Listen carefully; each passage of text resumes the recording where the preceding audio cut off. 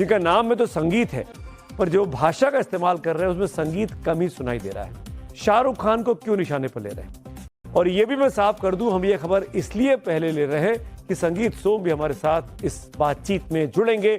उनसे सीधे तौर पर पूछेंगे आखिरकार क्या चाहते हैं वो। बीजेपी के नेता संगीत सोम ने जाने माने सुपरस्टार शाहरुख खान को सरेआम भरी रैली में गद्दार कहा है। शाहरुख की IPL team Kolkata Knight Riders ने बांग्लादेश के तेज गेंदबाज मुस्तफिजुर रहमान को 9 करोड़ 20 लाख रुपए में खरीदा। हालांकि शाहरुख पर सवाल उठाने वाले संगीत सोम अकेले शख्स नहीं है।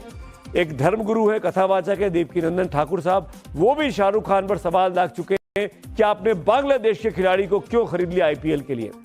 ये लोग नहीं जानते हैं कि नियम कायदे क्या है, केवल बयानबाजी कर रहे हैं। आज इनको आईना दिखाने का दिन भी है। संगीत सोम ने मोर्चा संभाल लिया और कुछ ही देर पहले मैंने संगीत सोम के साथ एक खास बातचीत रिकॉर्ड की है, जो कुछ ही देर पहले की है। आपको इसको जरूर सुनवाऊंगा मैं, लेकिन उसके पहले पूरा माजरा समझा देते हैं। सोम ने दोबारा शाहरुख खान को गद्दार कहा। मेरे साथ इस बातचीत में वो अपने बयान पर अड़े हुए हैं। क्या उनके तर्क है, क्या उनके कुतर्क हैं, और वो कुतर्क हैं कि वितर्क हैं, या आप खुद अपने आप गेस करिएगा। संगीत सोम कहते हैं कि देश में हिंदुओं पर अत्याचार हो रहे हैं और यहां देश मतलब बांग्लादेश में, यहां शाहरुख जैसे गद्दार उन्हें करोड़ों रुपए दे रहे हैं। यानी जिस देश में हिंदू मारे जा रहे हैं उन देश के खिलाड़ियों को आप क्यों खरीद रहे हैं? संगीत सोम ने यह बयान क्या इसीलिए दिया क्योंकि शाहरुख के नाम के आगे खान लिखा हुआ है। वो एक खास कम्युनिटी से आते हैं, वो एक खास वर्ग से आते हैं जिसको बीजेपी और बीजेपी की विचारधारा को मानने वाले लोग लगातार टारगेट करते आए हैं। ऐसा आपने कई बयानों में बीते कुछ सालों में देखा है। या फिर सोम वाकई में बांग्लादेश में हिंदुओं की चिंता संगीत सोम को सता रही है, या ये कोई संगीत सोम की सियासी चाल है? या एक और महत्वपूर्ण पहलू ये इस खबर का कि संगीत सोम क्या अपना सियासी चेहरा चमकाने की कोशिश कर रहे हैं, जो इस वक्त पार्टी में एक तरीके से हाशिए पर चले गए हैं पिछला विधानसभा चुनाव हारने के बाद। पहले बीजेपी नेता संगीत सोम के बयान की एक झलक देख लीजिए, फिर मैं आपको इस बयान की टाइमिंग और सोम की नफरती राइमिंग की पर्दे के पीछे की कहानी का पर्दा उठाता हूं।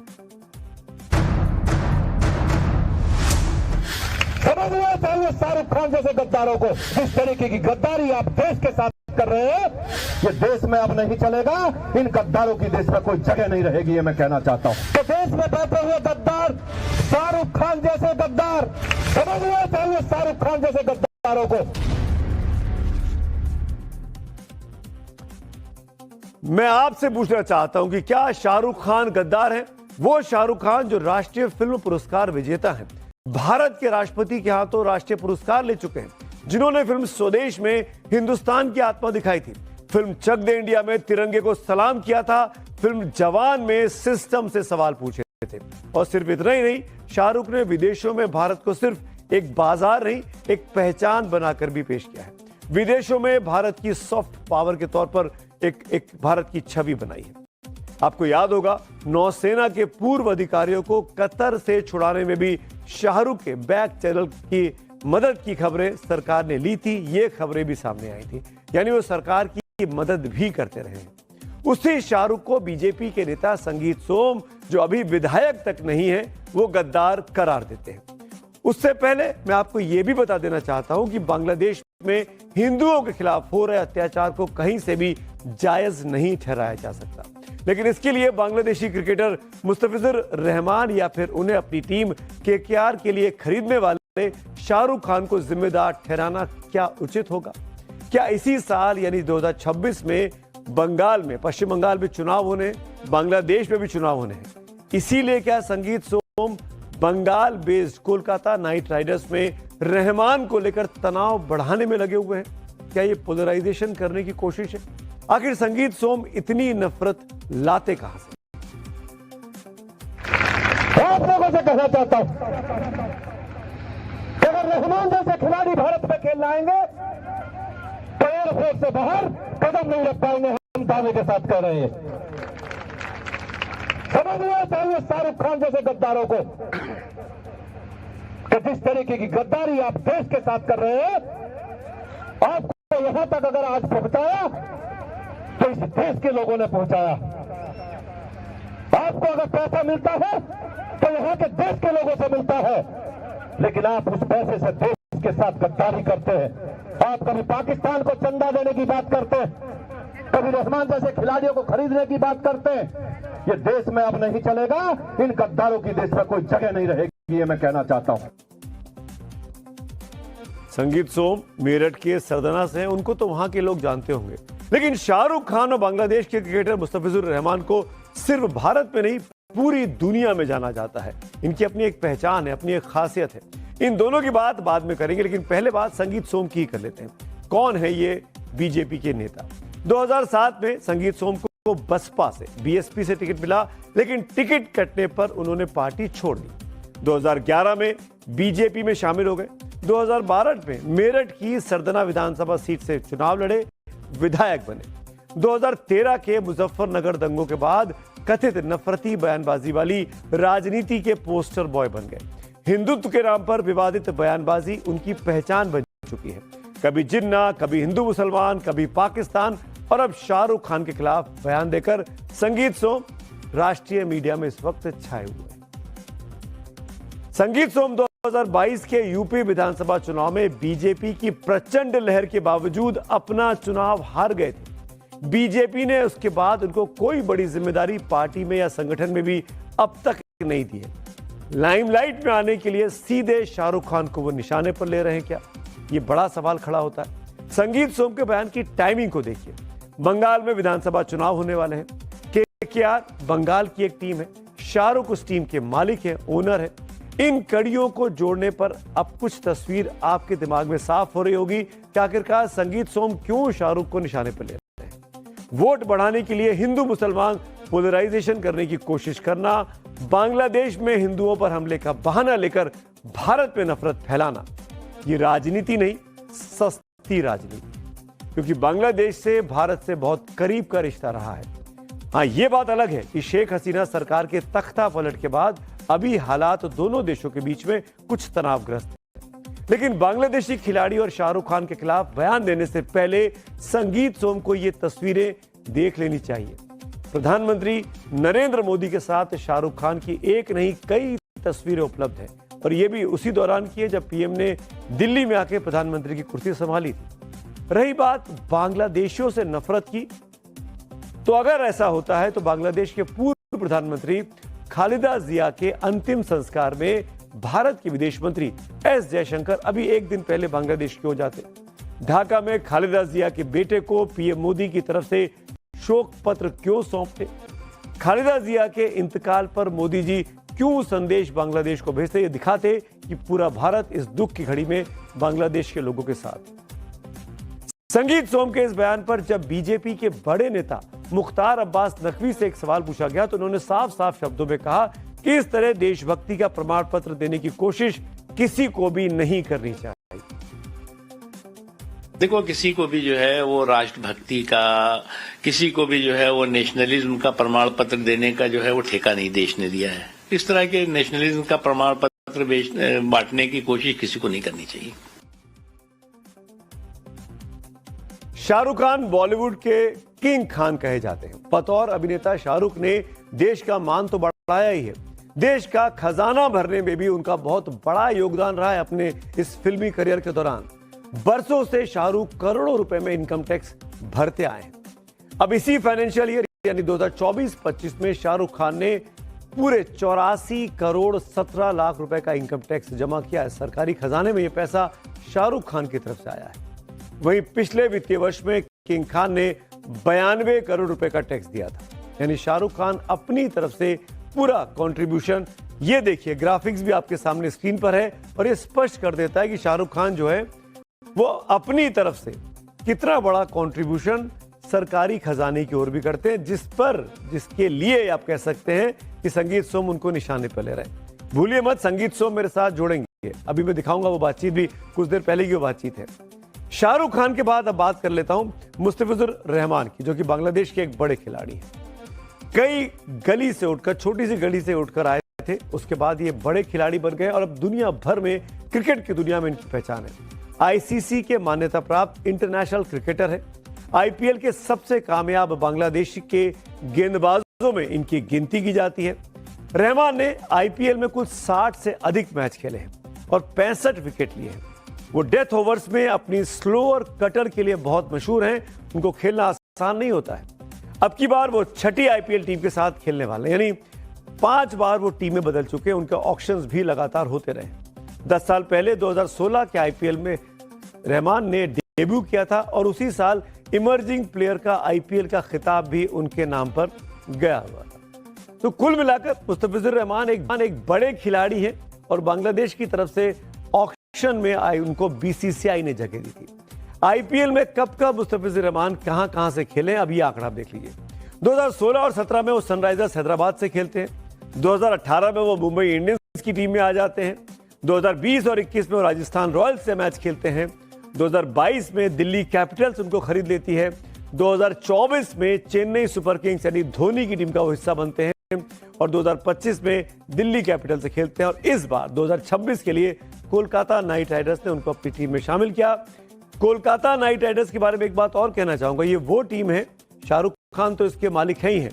इसी टीम से गौतम गंभीर ने कई बार आईपीएल की ट्रॉफी जीती। गौतम गंभीर इस टीम के कप्तान भी रहे, कोच भी रहे। वही गौतम गंभीर जो बाद में बीजेपी के टिकट पर चुनाव लड़कर सांसद बने और आज की तारीख में भारतीय क्रिकेट टीम के चीफ मैनेजर बने हुए हैं।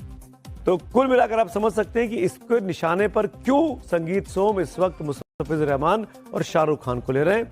दोनों के नाम एक खास मजहब के साथ जुड़ा हुआ है। केकेआर विदेशी खिलाड़ियों को भारत में आईपीएल में खेलने के लिए आने की इजाजत भारत सरकार की वीजा पॉलिसी और इमिग्रेशन लॉ के तहत मिलती है। यह बहुत इंपॉर्टेंट है। कोई भी खिलाड़ी अपने आप खेलने नहीं आ जाता। कोई भी फ्रेंचाइजी का ओनर अपने आप किसी खिलाड़ी को यहां नहीं बुला सकता। उसको सरकार से परमिशन लेना पड़ती है, वीजा लेना पड़ता है। देश में उनकी एंट्री जितने दिन के लिए रहते हैं उनको एक वीजा लेकर इमिग्रेशन के नियमों के तहत वो भारत में आते हैं। ऐसे में धर्मगुरु देवकीनंदन ठाकुर हो या फिर संगीत सोम हो, उनको यह समझने की जरूरत है कि बांग्लादेशी क्रिकेटर मुस्तफिजुर रहमान किसी घुसपैठिए की तरह भारत नहीं आ रहे। वो बाकायदा भारत सरकार के इमिग्रेशन नियमों और वीजा पॉलिसी को फॉलो करते हैं। उसी के बाद ही उनकी एंट्री भारत में होती है। इतने ही नहीं, यहां आईपीएल खेलकर जो पैसा कमाते हैं उस पर वो भारत सरकार को टैक्स भी देते हैं। मैं अब आपको वो रूल्स और रेगुलेशन भी बताना चाहता हूं जिससे आपके दिमाग में तस्वीर और साफ हो जाएगी। कई विदेशी खिलाड़ी आईपीएल खेलने भारत आता है तो किस नियमों के तहत आता है? आईपीएल खेलने के लिए जो विदेशी खिलाड़ी हैं उनको बी स्पोर्ट्स वीजा यानी बिजनेस स्पोर्ट्स वीजा दिया जाता है और इसके तहत वो देश में खेलने आता है। बिना वीजा के किसी की भी भारत में एंट्री नहीं हो सकती। कुछ मामलों में खिलाड़ियों को एम्प्लॉयमेंट वीजा या अलग से स्पोर्ट्स पर्सन वीजा दिया जाता है। आईपीएल खेलने आ रहे विदेशी क्रिकेटर के लिए वीजा आईपीएल सीजन की अवधि के लिए जारी किया जाता है। वीजा की मियाद खत्म होने पर खिलाड़ी को भारत छोड़ना होता है या वीजा को एक्सटेंड कराना होता है। यानी आप अपनी मर्जी से यहां रुक भी नहीं सकते, क्योंकि आप लीगली आए हैं तो लीगली आपका एग्जिट भी यहां से होना चाहिए। इन तमाम नियम कायदों को जानने के बाद, पूरी तस्वीर आपको जानने के बाद, मुझे लगा कि शो में चक्रव्यूह में संगीत सोम को जरूर घेरना चाहिए। आखिरकार संगीत सोम ये क्यों कर रहे हैं? तमाम बातें क्यों नहीं संगीत सोम से दोबारा पूछी जाए। संगीत सोम हमारे साथ जुड़े हुए हैं। संगीत सोम, आप शाहरुख खान को गद्दार कहते हैं। शाहरुख खान सैकड़ों करोड़ रुपए का इनकम टैक्स भरते हैं। भारत सरकार उनको इनाम से नवाजती है, पुरस्कार देती है। क्या उनको गद्दार कहना यह गलती नहीं है आपकी?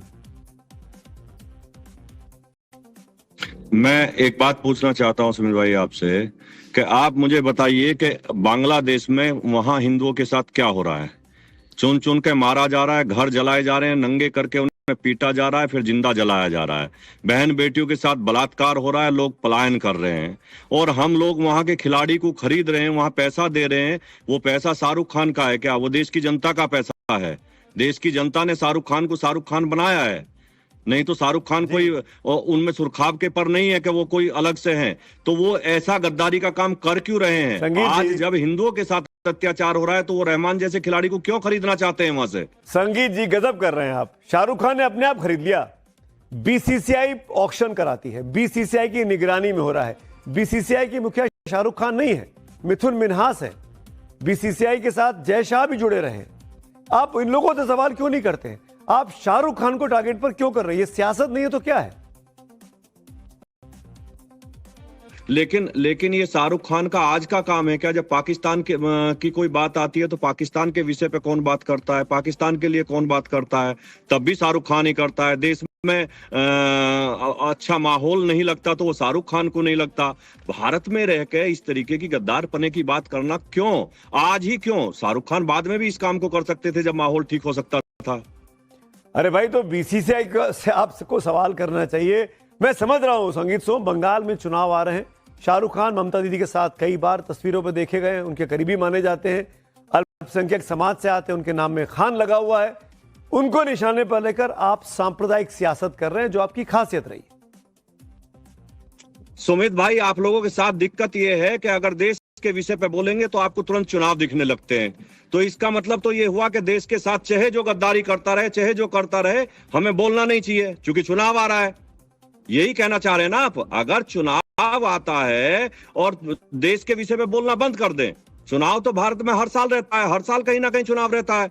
तो क्या भारत के विषय पे जो गद्दारी करेंगे लोग, उनके विषय पे बोलना बंद कर देंगे हम लोग? साहब, आप क्या बात कर रहे हैं भाई? सरकार बांग्लादेश के साथ संबंधों को सुधारना चाहती है, जो तनाव आया हुआ है बीते एक साल से उसको ठीक करना चाहती है। विदेश मंत्री अभी एक दिन पहले वहां गए, खालिदा जिया के अंतिम संस्कार में उनके बेटे से मिले, पीएम की चिट्ठी सौंपी, भारत के साथ भारत की बांग्लादेश की दोस्ती की बातें की गई, और आप ऐसे बयान देकर सरकार का काम नहीं खराब कर रहे हैं, अपने पीएम का काम, अपनी सरकार का काम। हम देखिए, बड़ा देश है और बड़ा देश हमेशा अपना कर्तव्य निभाता है। हम निभा रहे हैं। वहां की पूर्व प्रधानमंत्री अगर उनकी मौत हुई है, उनकी डेथ हुई है, तो वहां हमारे विदेश मंत्री गए हैं। हम बड़े देश का हर कर्तव्य निभा रहे हैं, लेकिन उस देश को भी तो निभाना पड़ेगा ना। संगीत सोम, इस बात को समझा सकते हैं आप कि खिलाड़ियों को वीजा तो आपकी बीजेपी की सरकार को, देखिए कि जहां हजारों की संख्या में लोग बैठे हैं और आप वो कुछ सेकंड का विजुअल है आपके पास, आप देखिए कि वो आके हाथ मिलाया, जयशंकर जी ने मिला लिया। कोई ऐसा नहीं है कि जयशंकर जी उससे हाथ मिलाने गए या बात करने गए। आप ये भी तो देखिए कि प्रधानमंत्री गए थे एससीओ में, जब प्रधानमंत्री गए थे तो प्रधानमंत्री ने हाथ मिलाया था क्या वहां के प्रधानमंत्री से? पाकिस्तान के प्रधानमंत्री से हाथ मिलाया था क्या? अभी पाकिस्तान के साथ खेलेंगे अपने प्लेयर्स, कहां हाथ मिलाया? उस पर अलग कंट्रोवर्सी हुई थी। मुझे आप ये समझा दीजिए, वीजा तो भारत सरकार देगी ना, भारत में बीजेपी की सरकार है, उनसे कहिए, आप अपनी रैलियों में बोलिए अपनी सरकार से, अपने प्रधानमंत्री से, अपने विदेश मंत्री से कि भाई वीजा ना दे। शाहरुख खान के पीछे पड़ के क्या मिल जाएगा आपको?